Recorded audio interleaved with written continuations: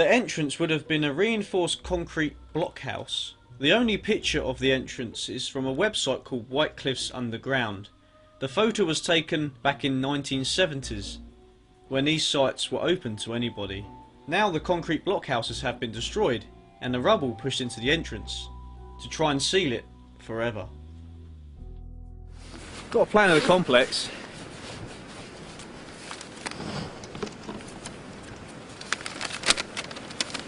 This is a plan I printed off on the computer. Basically shows the layout of the complex. We're starting at this entrance here, the only entrance that's open, and we're going to descend down 147 steps into the complex and basically checking out all this and have a look at the other old entrance that's sealed up. Let's check it out.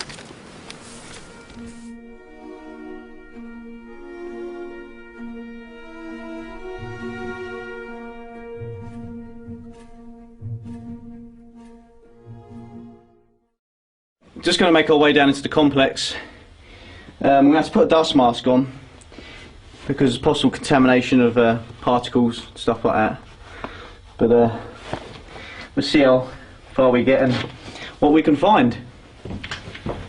Alright, must be about 100 feet underground at the moment.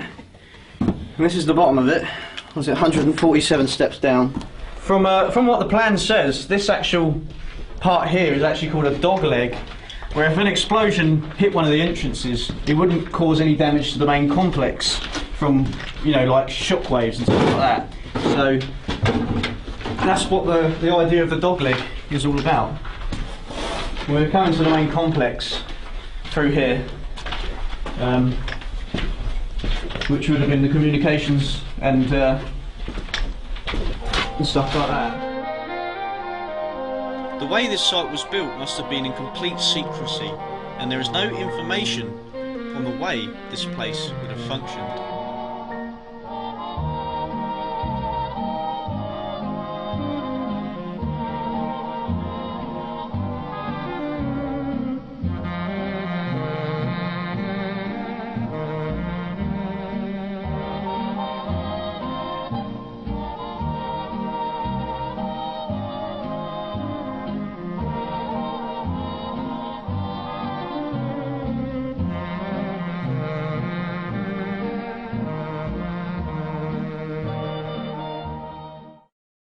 But this would have been an emergency exit if other entrance one would have been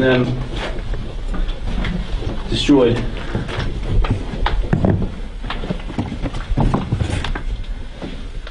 And there it is.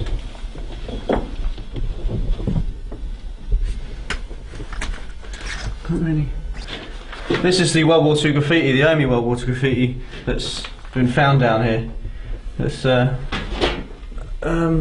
says December 1943. But that's a bit of history. From what I've seen on the plans, these rooms must have been the accommodation rooms. And you see you've got the ventilation here, which I find quite fascinating because you don't really see this in many abandoned places. Stuff that's still left like that, totally abandoned. With the roofing in here, it's like concrete lining. But I have heard in the past that people have come to think that it's asbestos lining, but I've checked it out quite closely and I don't think it is asbestos. I'm wearing a mask just as a precaution. Right, there's another ventilation up here. And you see the writing on it, shut. Whatever that says, I don't know what that says, but that's a nice little place. More, what do they call them, fish eyes, isn't it? Something like that.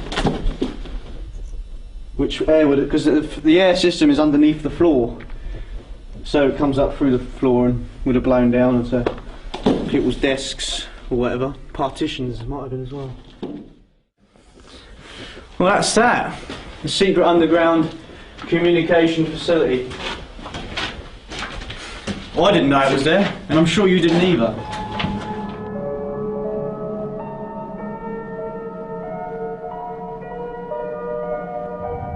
The history embedded in these walls, from the people who sacrificed their lives for king and country. The history forgotten. Well, I for one will never forget this place.